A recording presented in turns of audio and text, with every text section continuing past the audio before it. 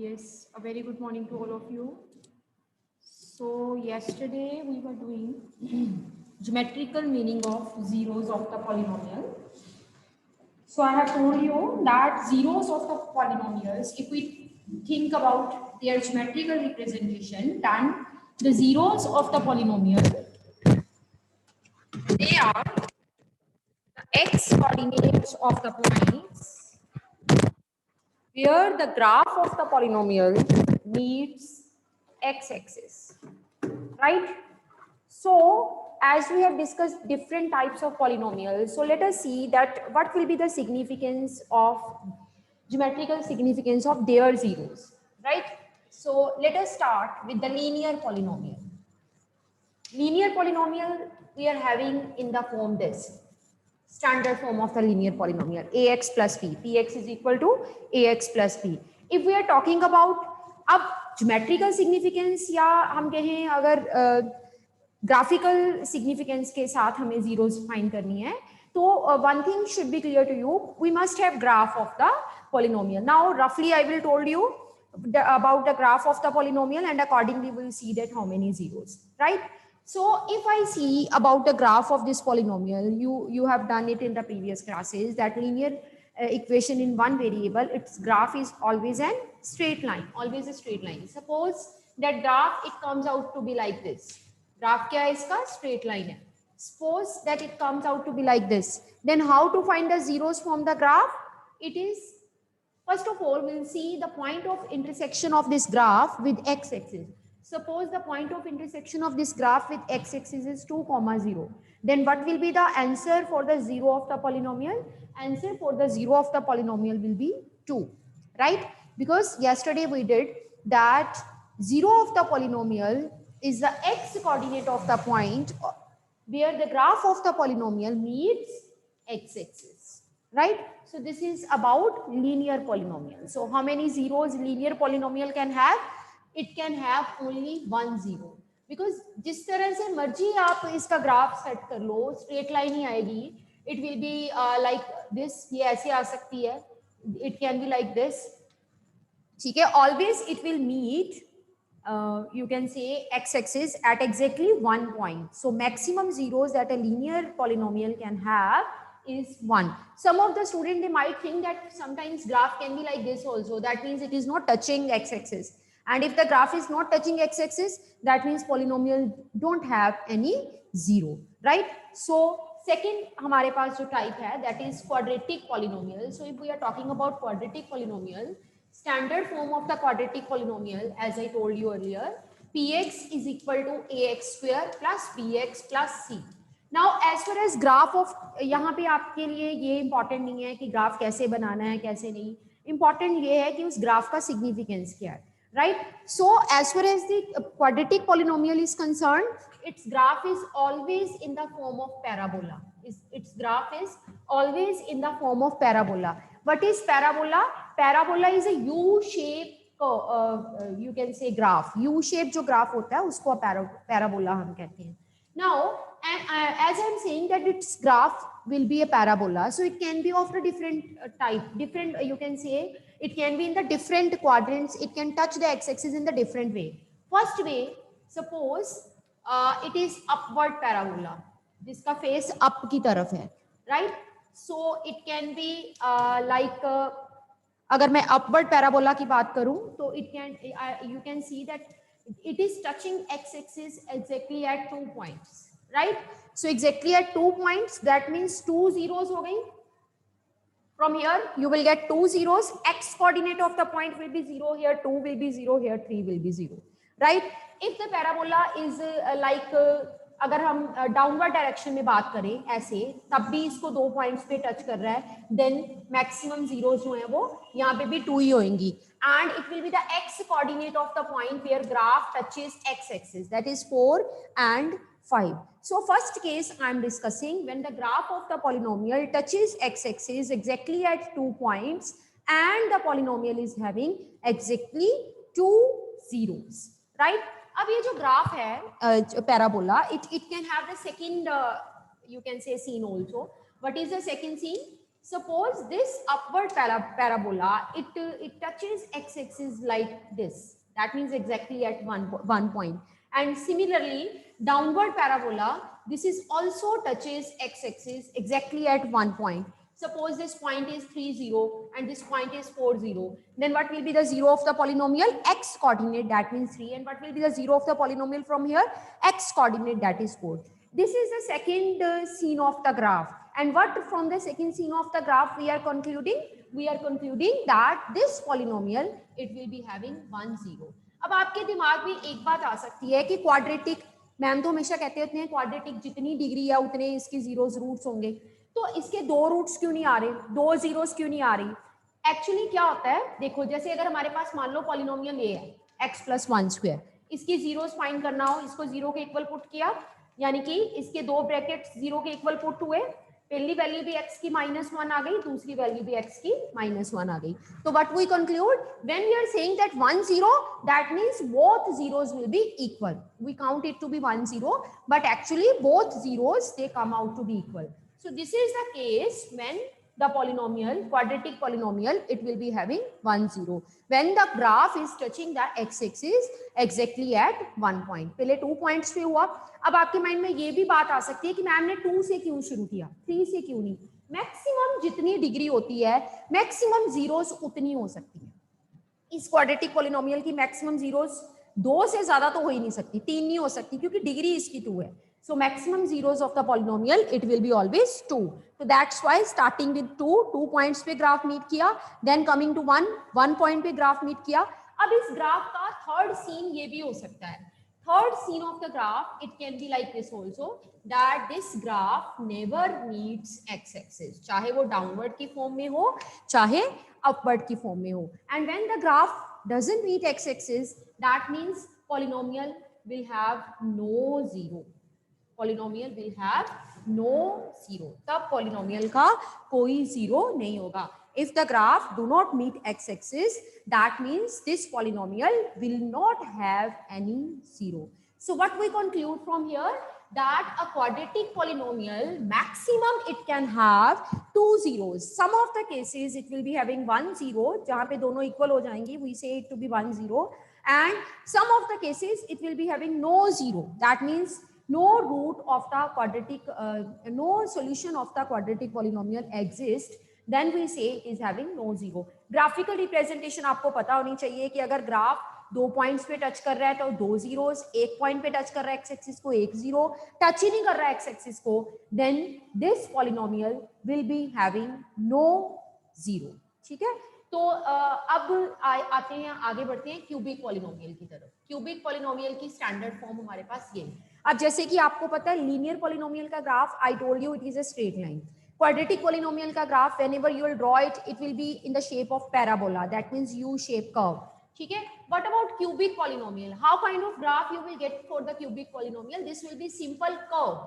ये कर्व आएगा, कर्व ऐसे भी हो सकता है, ऐसे किसी भी तरह से it will B a curve, right? So let us discuss the possibilities for the graph of this curve, starting with 3 because degree is 3, maximum zeros 3 होंगी.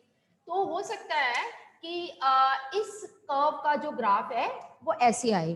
So when you are getting graph like this, so it is meeting x-axis exactly at 3 points. Exactly at 3 points. ये x axis को 3 points पे मिल रहा है, तो यहाँ पे zeros कितनी हो गई? 3 जीरोस. ठीक है, as it is meeting x axis exactly at 3 points, so it will be having 3 zeros, right?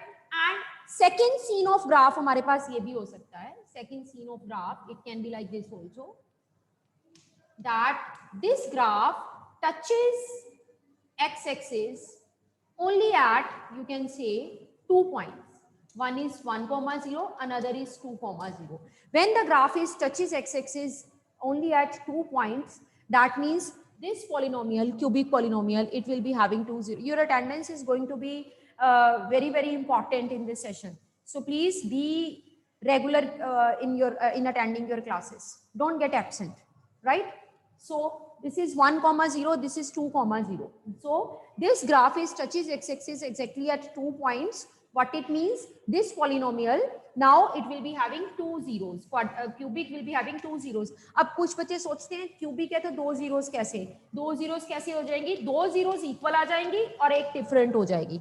इसको ग्राफिकली अगर हम देखें तो 2 zeros बोलते हैं, पर अगर सोल्यूशन फाइंड करेंगे तो हम 1 1 2 लिखेंगे. We will write them in the form of 3 zeros. But अगर हम ग्राफिकली देखें, graph is touching the x axis exactly at 2 points. So 2 zeros. That means 2 equal 1 non equal.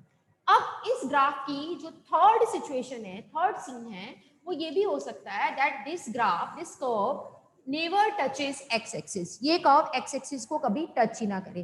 Then in that case the cubic polynomial will be having no zeros. So these are the three cases that you keep in mind, that you have to keep in mind, that for a linear polynomial this is a straight line, and for a quadratic polynomial this is a parabola u shape figure, and for cubic polynomial it is a simple curve. तो अगर एक point पे touch किया curve ने तो 1 0, 2 point पे touch किया तो 2 0, 3 पॉइंट पे टच किया तो 3 0.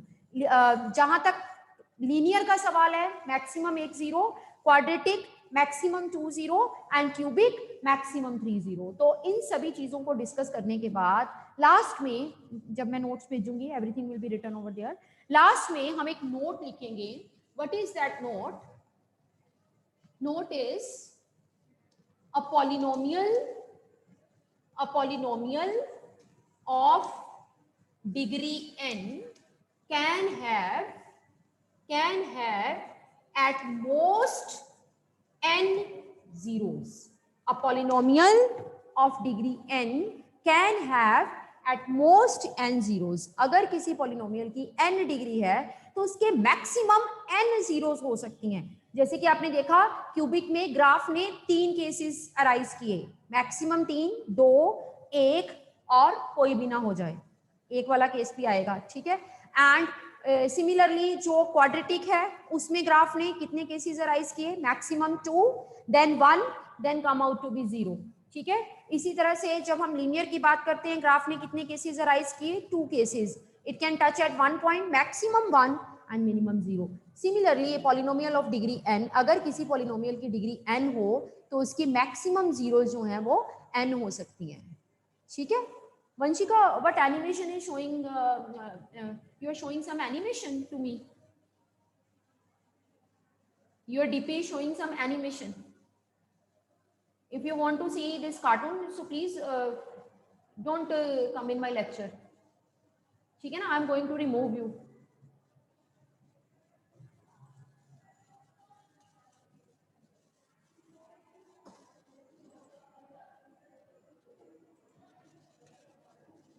चलिए. So one conclusion we are making that this will be having n 0, maximum n 0. Polynomial of degree n can have maximum n 0. So this is all about the graphical picture. Let us start with exercise 2.1 based on these graphs and these concepts. First question is y is equal to px. x में polynomial है तो आपने x axis के साथ touching point देखना है. y में polynomial है तो आपने y एक्सिस के साथ टचिंग पॉइंट देखना है. Let us see. First graph is this. This is the graph of the polynomial. This is a straight line. So you see that this straight line, it is not touching x-axis at all. ये x-axis को touch ही नहीं कर रही. So how many zeros? No zero of the polynomial in the first case. आप लिखोगे no zero as graph is not meeting x-axis. Graph x-axis को meet ही नहीं कर रहा तो zero exist करने का सवाल ही नहीं पैदा होता. Let me consider the second figure. Second figure is, this is x-axis and the graph is like this. Now this graph is meeting x-axis exactly at one point. एक point पे meet कर रहा है. As graph is meeting x-axis exactly at one point, so px will have 1 0. px will have 1 0. तो यहाँ पे px की आपके पास एक ही जीरो आएगी. जितने पॉइंट्स पे ग्राफ ने x एक्सिस को मीट किया, according to that we will be having number of zeros. So let me take one more part. So you can have fifth part. This is like, so how many points the graph is touching x-axis? This is 1, 2, 3 and 4. So this graph is meeting x-axis exactly at 4 points. So this means that this polynomial, in this case, जिस भी polynomial का ये graph है px का, that polynomial px will have 4 zeros as the graph is touching x-axis at 4 points. सीधी सी बात, जितने points पे graph ने टच किया उतनी ही एक्स एक्सिस को उतनी ही zeros polynomial will be having, right? So बाकी के पार्ट्स अपने आप ट्राई करना, 2-3 पार्ट्स रह गए हैं. So these all will be your homework as well. I will write it in the notes कि आपका ये सारा, आपको पता है ये सारे होमवर्क हैं, you are in 10th now, nothing to guide like that. चलो next concept we are going to start with. पहला कॉन्सेप्ट हमने क्या किया? Geometrical significance of the zeros of the polynomial. What geometrically zeros of the polynomial represent? They represent the points where the graph of the polynomial touches x-axis. Now you know the pattern of the paper, it has been changed. So 1 mark में कुछ भी आ सकता है. तो आपको ये भी question देखो, जैसे मैंने अभी बोला, what is the geometrical significance of the zeros of the polynomial? So your answer will be zeros of the polynomial. They represent the points where the graph of the polynomial touches x-axis. तो ऐसी बातें आपने याद रखनी है. चलिए next जो concept हम शुरू करने जा रहे हैं, relationship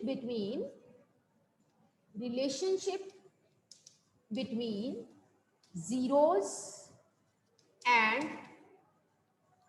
coefficients.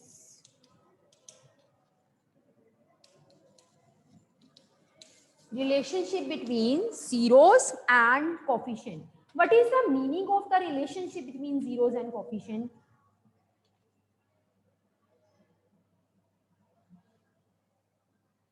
Let me tell you. Suppose मैं quadratic से शुरू करूंगी, अभी linear को मैं ले नहीं रही, and I will tell you that why I am not taking linear here.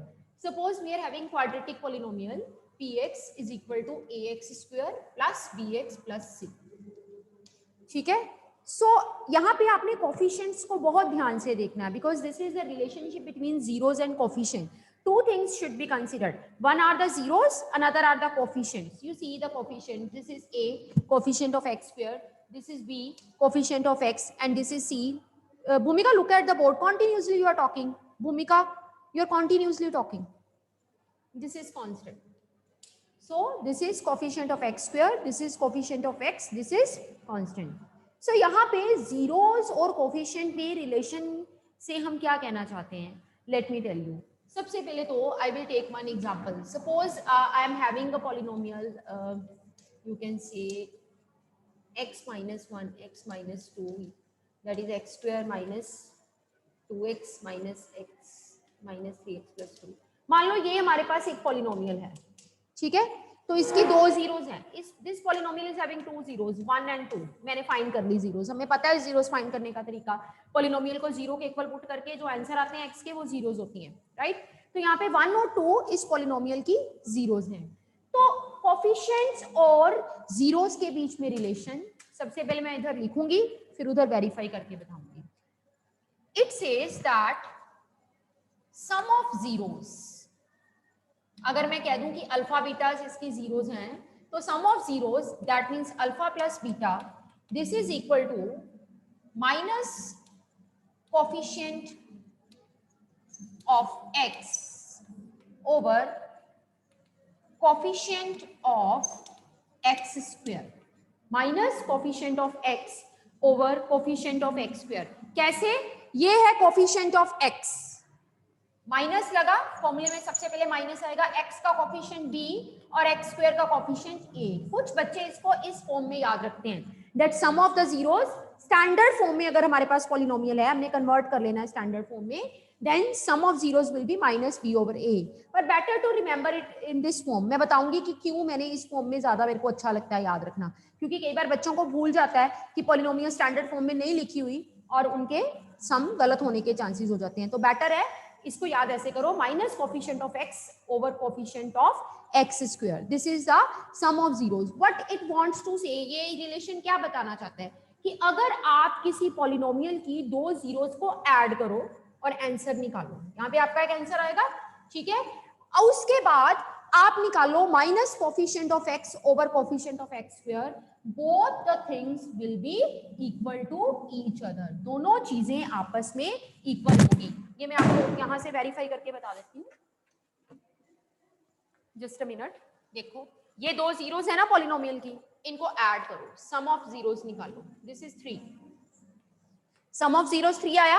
अब ये पॉलिनोमियल है, हमारा फॉर्मूला क्या है, माइनस, मैंने माइनस लिया, कोफिशिएंट ऑफ एक्स, एक्स का कोफिशिएंट क्या है, माइनस के साथ उठाना है, -3 over coefficient of x square का 1, आंसर कितना आया 3।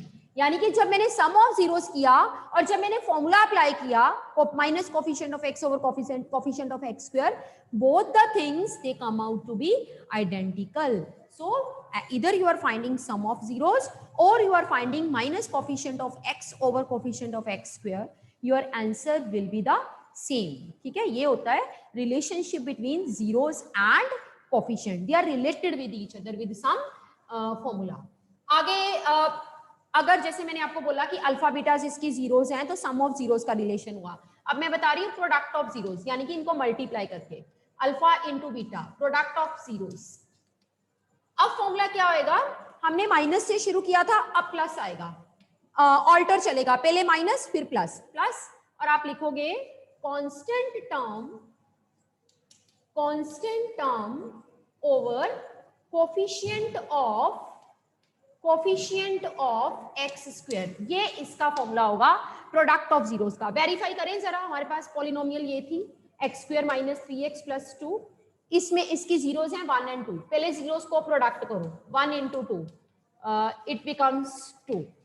अब दूसरी तरफ से रिलेशन से फाइंड करो, constant term this is 2 over coefficient of x square this is 1, both the answers they are identical, चाहे आप प्रोडक्ट करके निकालो चाहे आप कोफिशिएंट्स का रिलेशन यूज करो, both will be zero. This is called relationship between zeros and coefficient for quadratic polynomial. Let me tell you, कुछ बच्चे इसको ऐसे याद रखते हैं, अभी बताऊंगी कौन सा तरीका ज्यादा बेटर है। The student they used to write it constant term, that means c, coefficient of x square is a। दोनों तरीके हैं याद रखने के, पर मुझे कौन सा तरीका पसंद है and why so, let me tell you। अगर सब देखो, याद रखने का तरीका ये होता है कि दोनों के, चाहे वो सम हो चाहे वो प्रोडक्ट हो, दोनों के डिनोमिनेटर में कोफिशिएंट ऑफ एक्स स्क्वायर आएगा, दोनों के डिनोमिनेटर में कोफिशिएंट ऑफ एक्स स्क्वायर, यानी कि जो सबसे बड़ा पावर है उसका कोफिशिएंट नीचे, सबसे बड़ा पावर एक्स स्क्वायर है तो कोफिशिएंट उसका नीचे आ गया। दोनों फॉर्मूला में ये चीज सिमिलर है, तो we are remembering it by similarity that दोनों के डिनोमिनेटर में बड़ी चीज का कोफिशिएंट आ गया। अब ऑर्डर में चलो, ऑर्डर में मींस क्या, एक्स स्क्वायर के बाद किसका कोफिशिएंट आएगा, नेचुरली एक्स का। अगर हम डिसेंडिंग ऑर्डर में चले, एक्स स्क्वायर के बाद एक्स का कोफिशिएंट, तो उसको उठाओ कोफिशिएंट ऑफ एक्स, उसके बाद क्या आएगा, अगर डिसेंडिंग ऑर्डर में चले, पहले एक्स का कोफिशिएंट आया, उसके बाद कांस्टेंट टर्म आई, अगले में लिख दिया कांस्टेंट टर्म। अब कुछ बच्चों को साइंस में कंफ्यूजन होती है, तो साइंस के लिए बताया जाता है कि आपका साइन हमेशा फॉर्मूलाज में माइनस से शुरू होगा, पहले माइनस फिर प्लस, यानी कि सम ऑफ जीरोस में माइनस, प्रोडक्ट ऑफ जीरोस में plus. This is the way to remember this relation, that in the denominator coefficient of the maximum part and in the numerator keep on going by following the descending order.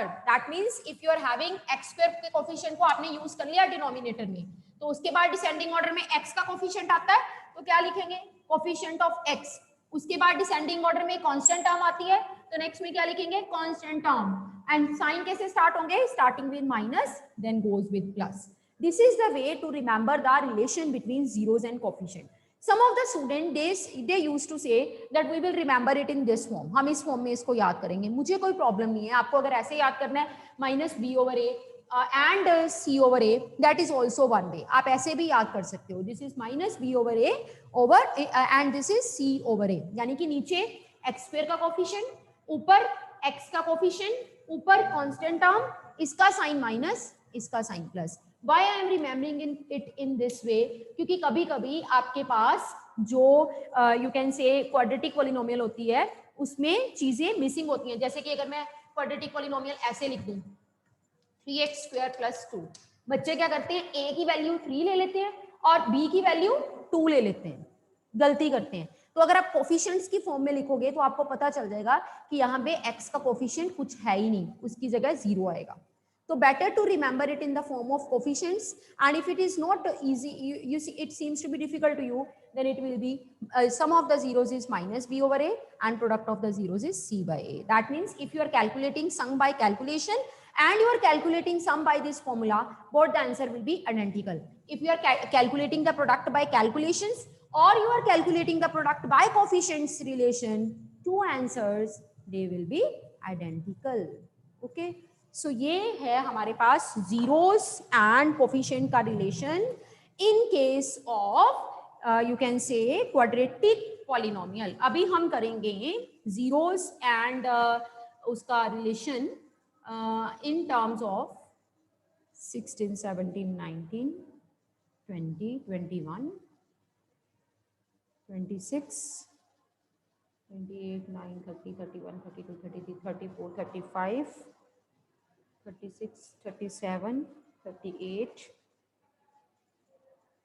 38, 39, 40, 41। और जिनका पीछे roll number लिखा हुआ है ना, मेरी तरफ से वो बच्चे एब्सेंट हैं। प्लीज, आपको बहुत बार बताया जा चुका है कि आपने किस फॉर्मेट में। समीक्षा पारुल, आपको समझ नहीं आती that roll number is to be written in advance in front of your name, still it is written at the back. तो मेरी साइड से you are absent whether you are attending class और नॉट। आपको नहीं चीजें समझ आती जल्दी।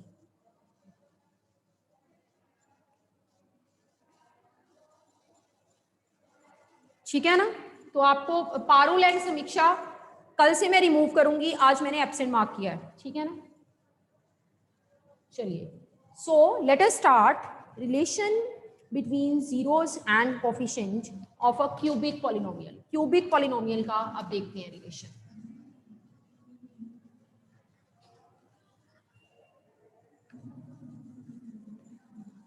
क्यूबिक पॉलिनोमियल की स्टैंडर्ड फॉर्म a से शुरू हो जाओ, x क्यूब, b के साथ x स्क्वायर, c के साथ x, constant term d, right. अब उसमें था sum of zeros and product of zero. Zeros दो थी उसमें, because quadratic maximum zeros 2, I am taking it to be alpha beta, but here cubic polynomial maximum zeros will be 3, so I am taking them to be alpha, beta and gamma. These are the 3 zeros that I am taking, and this time 3 relations we will discuss. 3 relations we will discuss. First relation is sum of zeros, that means alpha plus beta plus gamma. 3 zeros का sum. अगर मैंने जो formula आपको पीछे बताया, अगर हम उसी हिसाब से चलें तो नीचे क्या आएगा, मैक्सिमम टर्म का coefficient, coefficient of x cube. ठीक है, सबका पहले डिनोमिनेटर सेट कर लेते हैं। दूसरा केस हम करेंगे sum of product of zeros taken 2 at a time. यहां पे क्या किया हमने, जीरोस को प्रोडक्ट किया ऑर्डर में, alpha beta, beta gamma and then gamma alpha, और उनको क्या कर दिया, ऐड। इसको कहते हैं sum of product of zeros taken 2 at a time but in order, alpha beta, beta gamma, gamma alpha. Sum of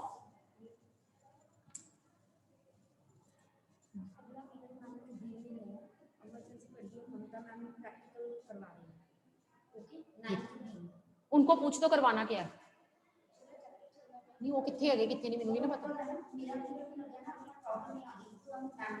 ठीक,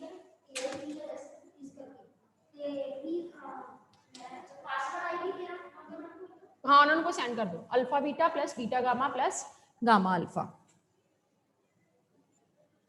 ठीक है, this is the sum of product of zeros taken 2 at a time. Sum of product of zeros taken 2 at a time, alpha beta, beta gamma, gamma alpha. This is sum of product of zeros taken 2 at a time. Denominator set कर लो, सबको आगे आप set करना denominator.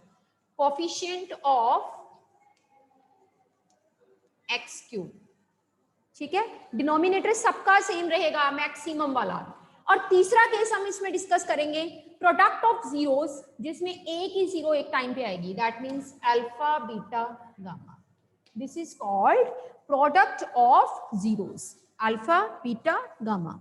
ठीक है, इसमें भी नीचे क्या आएगा, कोफिशिएंट ऑफ एक्स क्यूब। सबका डिनोमिनेटर हमें आ गया। अब ऊपर सेट करें, ऊपर एक एक कदम पीछे बढ़ते जाओ डिसेंडिंग ऑर्डर में। एक्स क्यूब है ना, तो नेक्स्ट कोफिशिएंट क्या है, x square, coefficient of x square. Next descending order में जाओ, कोफिशिएंट ऑफ एक्स, और डिसेंडिंग ऑर्डर में constant term,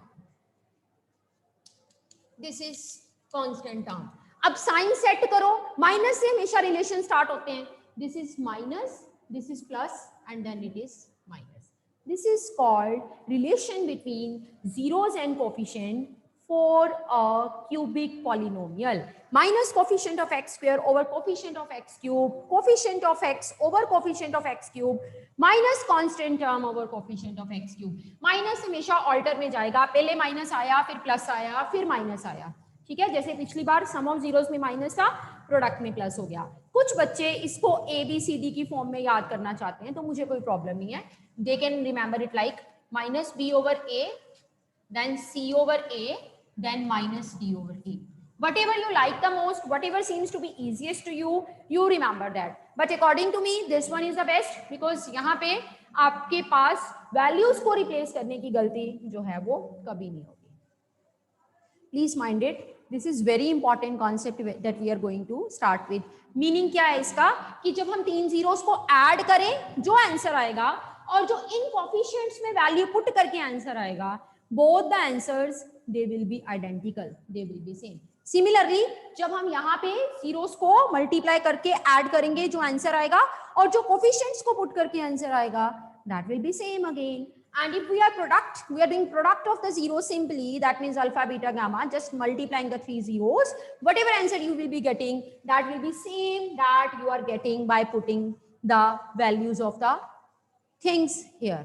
So which thing you will like most? पूछने हैं किसी से, दक्ष से पूछने, दक्ष कोफिशिएंट्स वाला ज्यादा पसंद आया कि एबीसीडी की फॉर्म वाला? दक्ष हम कोफिशिएंट्स वाला।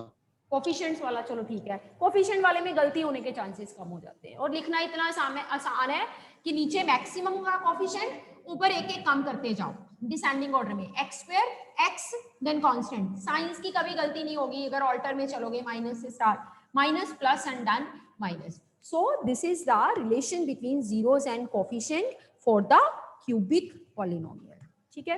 नेक्स्ट थिंग, अब आपको पता है अभी तक हम 9th में हमारे पास पॉलिनोमियल दी होती थी, हम जीरोस फाइंड करते थे, जैसे कि ये पॉलिनोमियल थी, और आपको इसकी जीरोस फाइंड करने के लिए कहा जाता था, आप इसको जीरो के इक्वल पुट करते थे, you split the middle term को आप स्प्लिट करते थे, and you get it to be like this. So यहाँ पे x की वैल्यू 1 और 2, आपके पास जीरोस आ जाती थी। This is, there is nothing to explain in it because we have done it earlier ना। तो यहाँ से हम जो है जीरोस की वैल्यूज फाइंड करते रहे हैं। Now in 10th standard we learn that if zeros are given then how to construct the polynomial. That means these zeros are given and you want to reach this polynomial. We'll do some formula with the help of which we will you can say reach from the zeros to the polynomial. Let me tell you. Lovely ना अभी 10th का period चल रहा है, 9th class अभी 10th का period चल रहा है, बेल नहीं हुई अभी प्लीज 9th 10th नहीं पढ़नी अभी आपने, ठीक है, पहले 9th वाले आ गए। चलो जी, सब बताती हूँ मैं कि इसमें क्या रूल होता है। If S represent sum of zeros and P represent product of zeros, क्या हुआ, जीरोस का सम और प्रोडक्ट दिया हुआ है, दैट मींस इनडायरेक्टली जीरोस दी हुई है। 9th भी, इट्स अभी 10th का लेक्चर चल रहा है, आप प्लीज अभी के लिए अपने आप को रिमूव कर लो, ठीक है, enter after some time. So if S represent sum of zeros and P represent product of zeros, मैंने क्या कहा था, जीरोस नहीं हो और पॉलिनोमियल बननी हो, पर आपके पास जीरोस नहीं, सम एंड प्रोडक्ट दिया, यानी कि एक स्टेप और अहेड कर दिया। दो जीरोस दी हुई है, उसका सम करके आपको दिया हुआ है और उसका प्रोडक्ट करके आपको दिया हुआ है। तो how to construct polynomial with the help of these two, there will be one formula that polynomial px अगर x में है, this will be equal to x square minus sx plus p. This is the formula to construct a polynomial when sum of 0, that is s, and product of zeros, that is p, it is given to us. But in general we write k here, constant लिख देते हैं. क्यों लिखते हैं? क्योंकि अगर मान लो मेरे पास एक पॉलिनोमियल है, ये जो जीरोस इसकी हैं, अगर मैं इसको 2 से मल्टीप्लाई कर दूं तो जीरोस उसकी बन जाएंगी, उस पॉलिनोमियल की बन जाएंगी. अगर 3 से मल्टीप्लाई कर दूं तो जीरोस उस पॉलिनोमियल की बन जाएंगी. कांस्टेंट से मल्टीप्लाई करके जीरोस भी मल्टीप्लाई होती जाएंगी. So that means you just need to put a constant outside to cover all the polynomials which can be having the multiple zeros of the given polynomial. So this is the formula that you will remember, that if s represent the sum of zeros and p represent the product of zeros, then the polynomial that will be given by these two will be k into x squared minus sx plus p. This is all about with today's lecture. We'll continue tomorrow. जितना मैं करवा रही हूँ please साथ साथ copies पे note करके करते जाओ, अदरवाइज कॉन्सेप्ट्स इतने ज्यादा हो जाएंगे एंड में कि आप लोग फिर पछताओगे कि ये क्या हो रहा है. सो साथ साथ पढ़ो.